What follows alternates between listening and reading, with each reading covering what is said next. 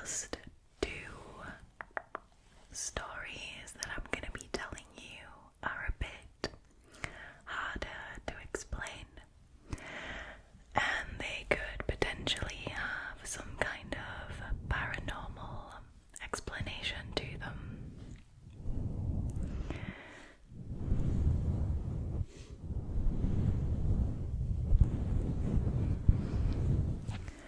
Don't forget, as always, if there is a story that you want to share to the channel, you can do so by sending me an email. My email address is juliesquietplace@gmail.com, or you could always add me on Instagram at juliesquietplace and shoot me a DM on there.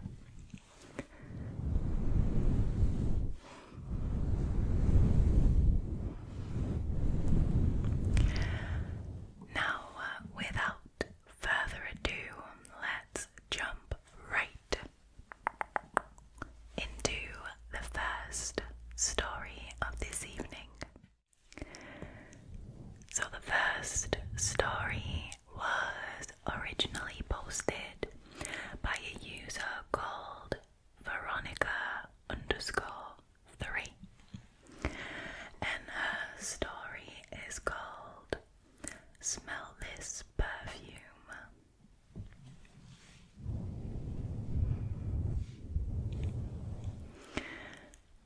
This happened several years ago, and it still seems so unreal that I question if I dreamt it.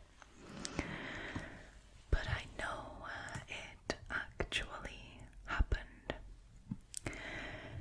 We went shopping with a friend and her baby daughter. We were getting out of the car, getting our things together and heading towards the store. A van with no windows pulls up, and a woman in the passenger seat asks if we want to smell some perfume, and she holds up a rag.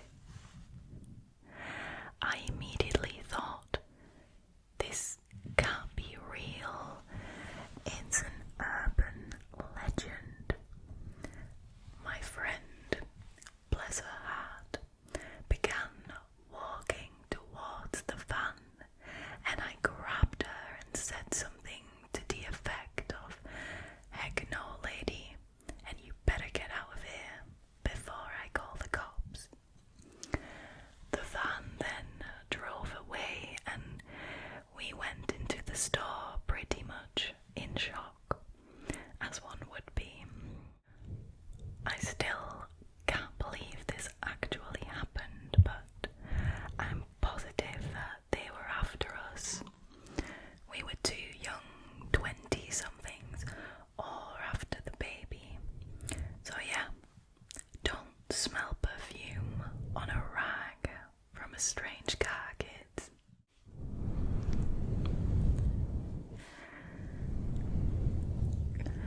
That is wild. Like the poster said, it is an urban legend. It is something that you seem to only hear in stories, you know, where a random person holds up a rag and wants you to sniff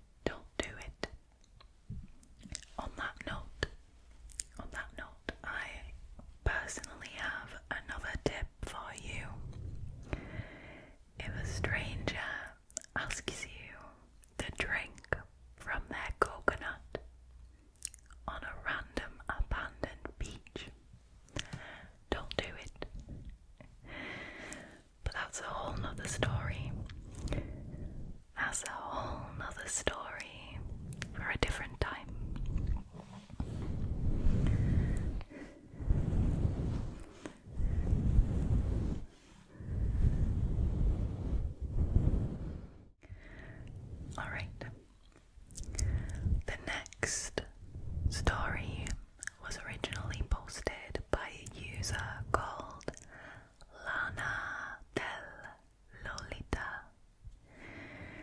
and their story is called The Guy Underneath My Car. One day, about a year ago, I was leaving work and going to my car. I parked behind our building, and that day I was the only person parked in the back. It's not the nicest of areas, so I'm always very aware of my surroundings when I am walking in the back of the parking lot. It's a big open space, so you can obviously see if there's anyone walking around.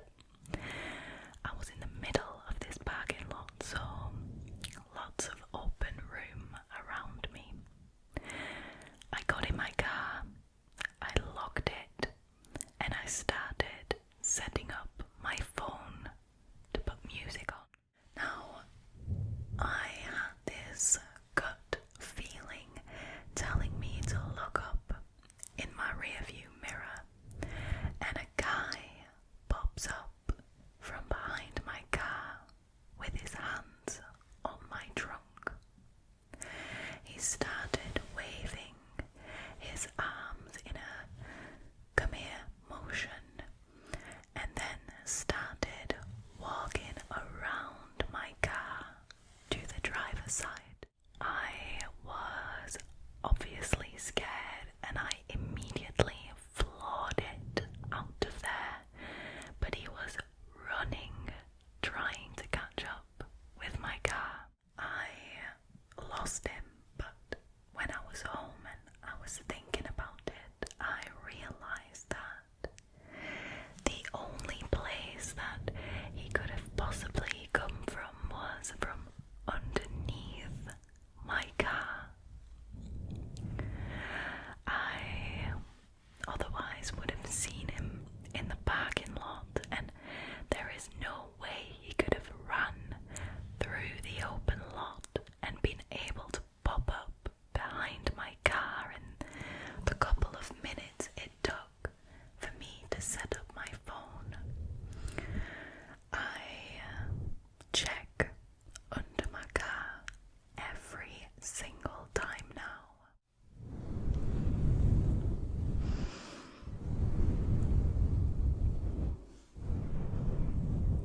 Wow.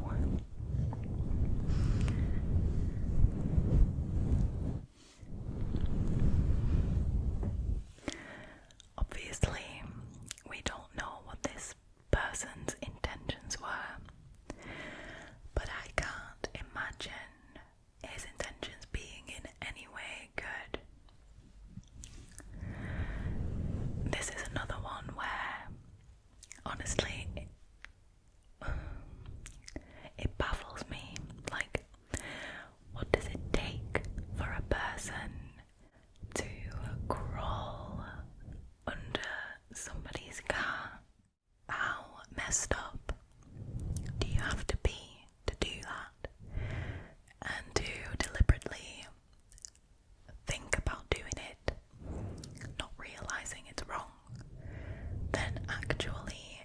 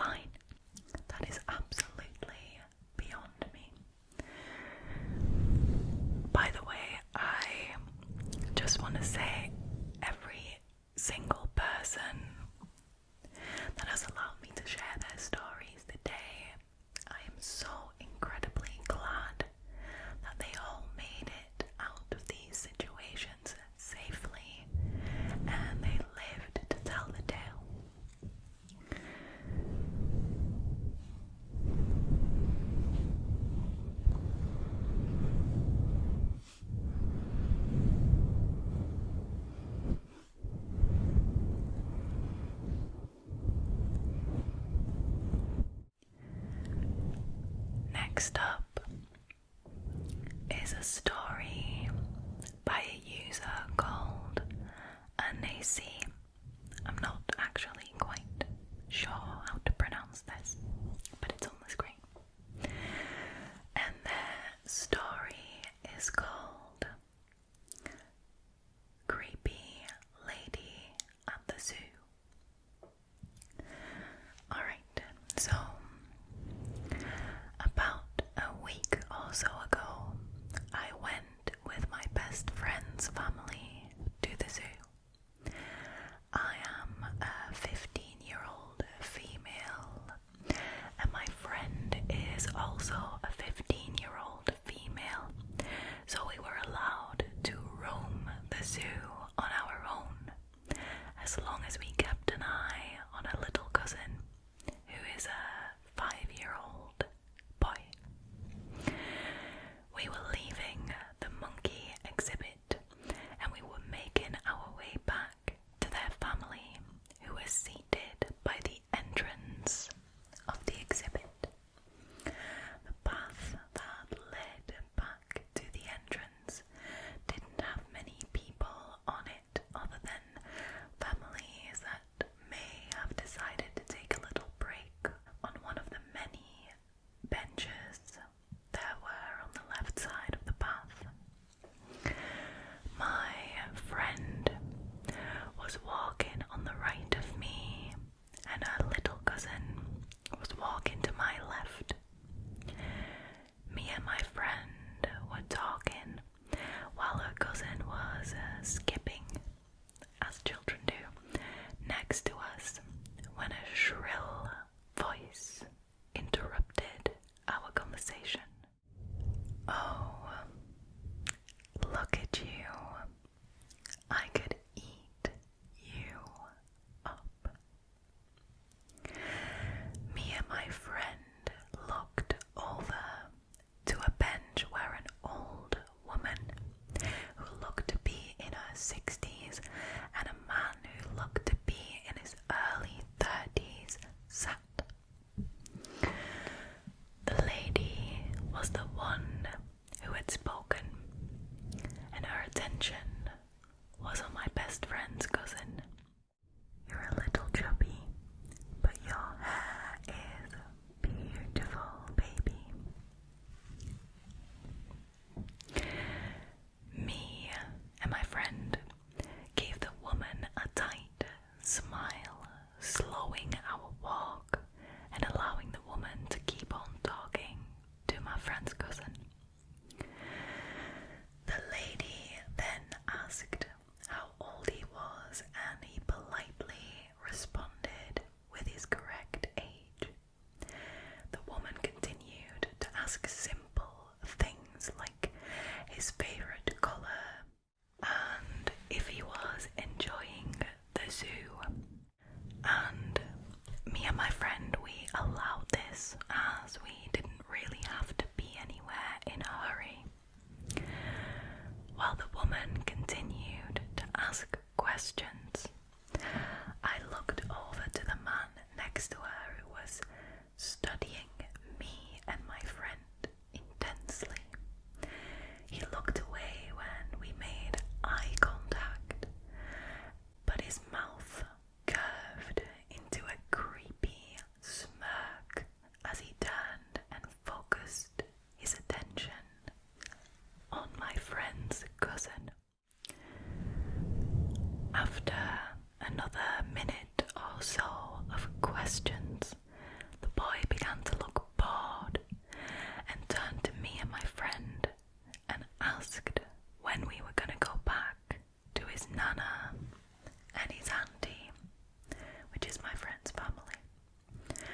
I was going to respond, but the old lady spoke before I could. "Oh, don't you want to come home with me?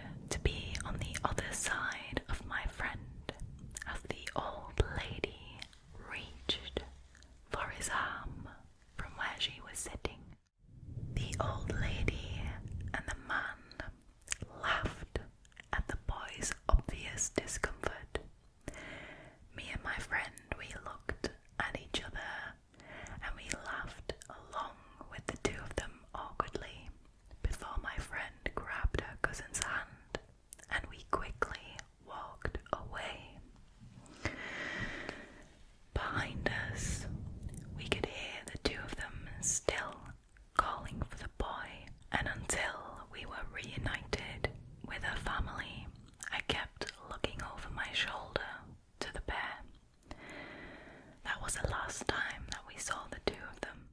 What do you guys think? I would like to think that they were just joking around, but I cannot shake the feeling that those two wanted to do something a bit more devious with my friend's cousin. My mother always said to never go somewhere with strangers in promise of a treat or a surprise, and I'm glad the boy had known to say no. But what would have happened if the boy was alone and he didn't know any better?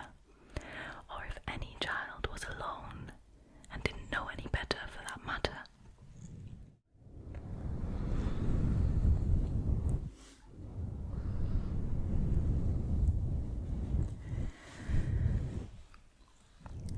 Stories like these, they infuriate me. Going after a defenseless child. The two girls in this story, they were 15, so they were obviously also still children themselves, older children, but still not rationally thinking adults. There are maybe different ways in which they could have reacted to this happening, but you can't really blame them for it because they didn't know any better, and because these were two adults. I think as a kid you obviously automatically assume that the adults know better, and you are told to be polite to adults.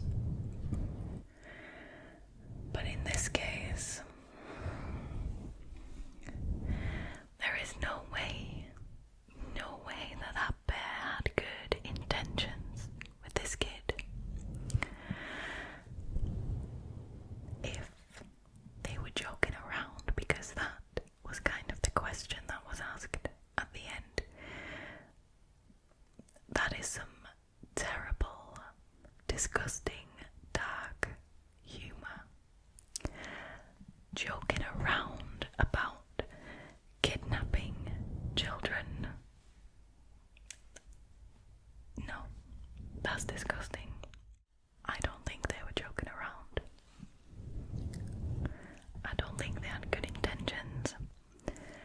And I think that they were very, very evil people. But those girls, they handled it well. They could also be very, very proud of that boy.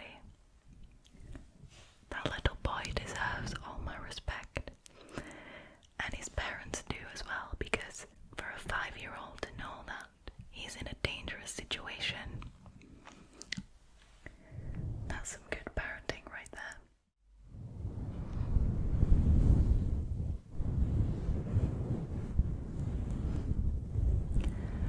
Moving on to the next story. It was originally posted by a user called beatboxrevival, and their story is called Blood Moon Hike. I was hiking in the Sierras by myself, doing long days and ending right before nightfall. I just finished crossing over a mountain pass and I was exhausted from the hiking all day. I decided to stop for the day and I ended up randomly walking off trail for a bit and finding a spot on the ground to set up camp. Right before it's dark, I see this bearded guy walking through the woods towards me. It caught me off guard because I was in a location where there shouldn't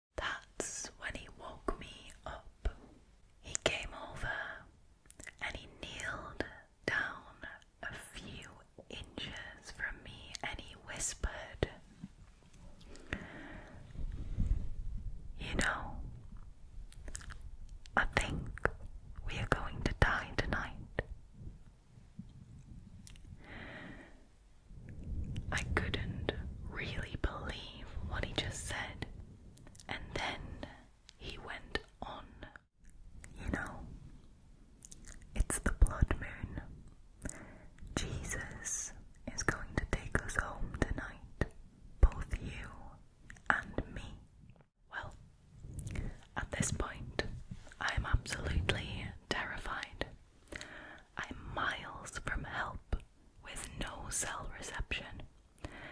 I then replied with a lame joke to get him to back off. I hope not.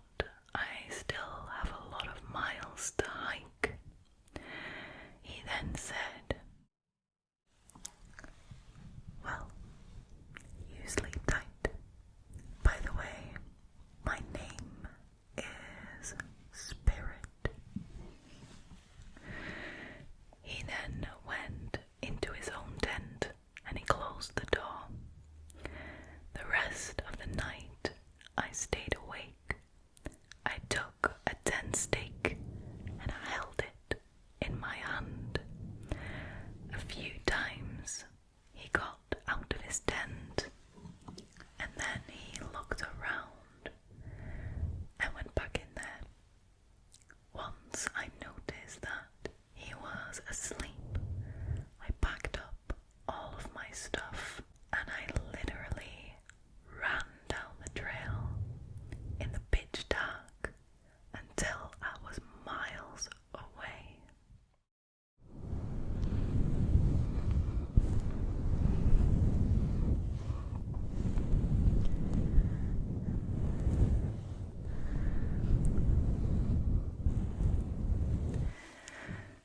You know, you hear a lot of these stories with single hikers, people who explore nature on foot, on their own, and it going completely and utterly wrong.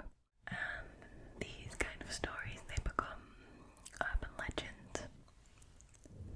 But it's always so baffling to me when I hear such an experience firsthand from somebody who has actually experienced it. And honestly, it is things like that that put me off of travelling on my own.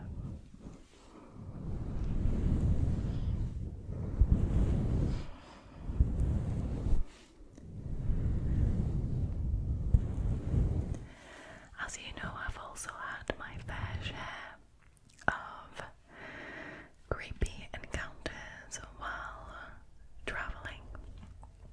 And if you don't know, I'll put the video in the description box. But once again, I'm glad that the hiker in this story got out of this situation unharmed. Because by the sounds of it, that guy who joined him, well, it didn't sound like he was the most mentally stable kind of guy. Well, on to the last two. If you remember, I told you that these last two stories are a little bit harder to explain, and they might have some type of paranormal explanation. So the next story is by a user called Decicorium, and their story is called Grin Lady. About 7 or so years ago, when I was in high school, I was walking home with my sister in a suburban residential area. While we were walking, a lady on the same sidewalk was walking our way, carrying a styrofoam takeout container and going pretty slowly. As we got closer, we realized that she was staring at us really intently. When we got close, she slowed to a stop, still staring,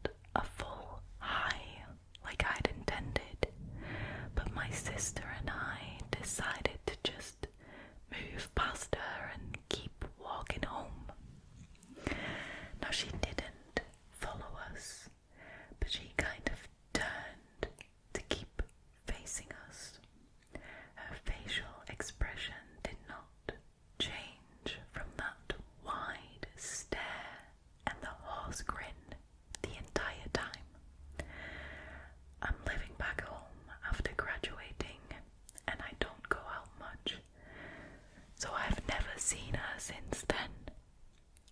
Horse-grin lady, I hope we never meet again.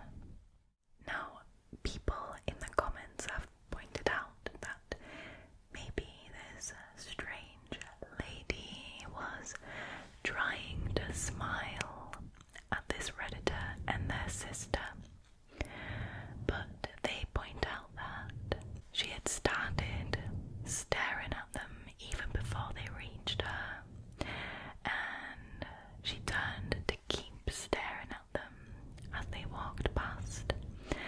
And they say that, nothing about the entire encounter felt positive. They were genuinely afraid that this woman might attack them or start yelling at them.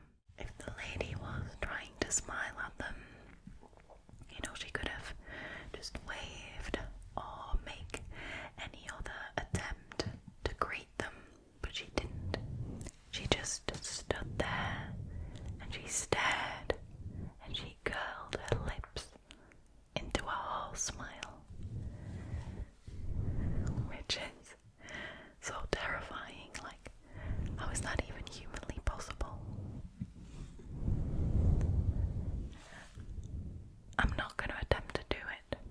I was thinking about it, but I'm not going to make a fool of myself on the internet. Even though I'm sure I've already done that.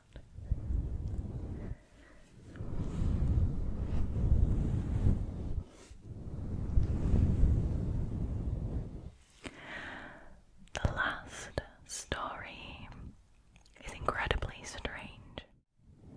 It was originally posted by a user called MattIsANewtype, and their story is called The Smiling Man. And you guys all know how I love myself a smiling man or woman. We don't discriminate on this channel. This happened in 2007 when I was a teenager, and I wish it wasn't true.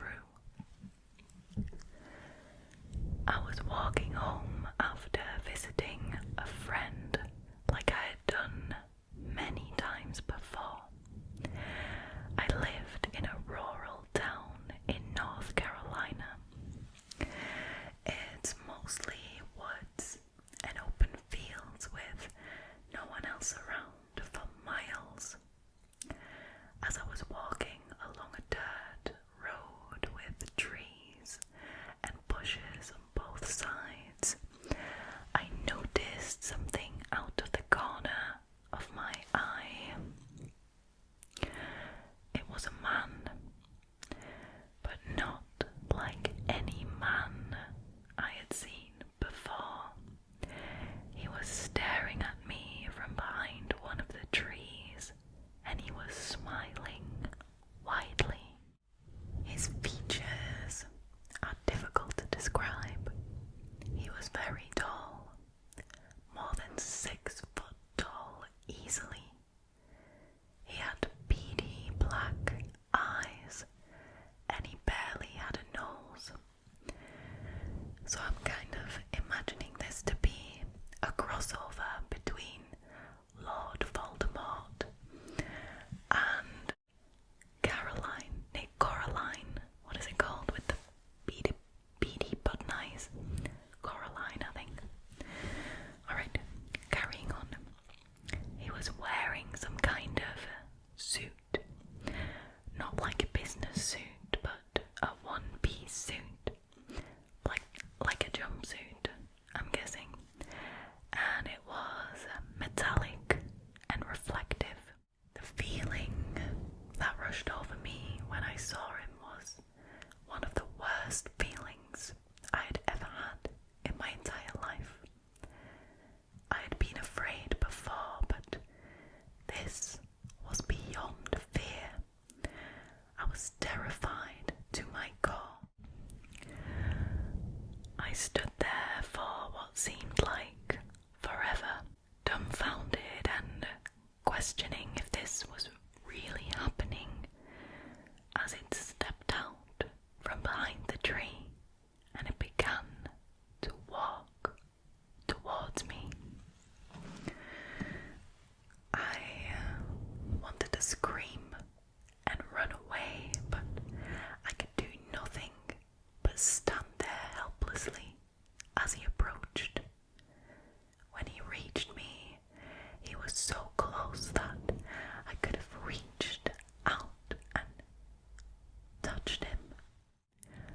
The smile that he had never changed. It was an evil smile. The only way I could describe it is that it was menacing. This man, this thing, was not friendly as far as I could tell. I began to back away slowly when finally he spoke to me. But he didn't speak through his mouth. Instead, it was like he was speaking directly into my mind, telepathically. He asked me all sorts of weird questions like who I was and where we were. Trying to recall the conversation is like trying to remember a dream. At the time it was so vivid, but now it's vague and blurry. After that, I blacked out. I awoke hours later, still on that same dirt road. It was nighttime when I came to fully, and I remembered what happened. I broke down and started weeping, eventually mustering up enough energy to get up and walk home. When I arrived home, my family thought that I had been kidnapped or was in some sort of accident. I tried to tell myself that it was a hallucination, but I still have nightmares about what happened. I can still see his face whenever I close my eyes, and I desperately look towards other things to occupy my mind to avoid remembering.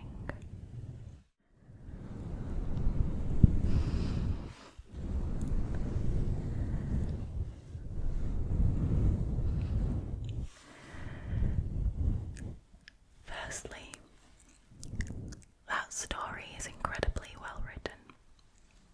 This person is talented. They also sound so genuine, and you can almost experience this person's fear through this story. I'm so sorry that this Redditor had to live through that. It sounds so scary, and I understand that this person has problems explaining just how terrified that situation had made them. It sounds like it could have been some type of otherworldly experience of some kind.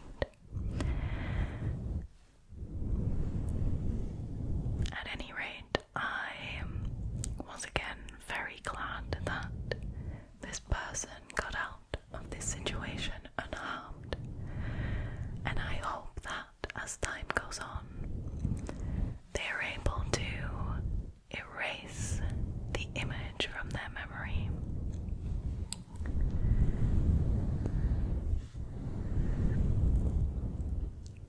Sadly,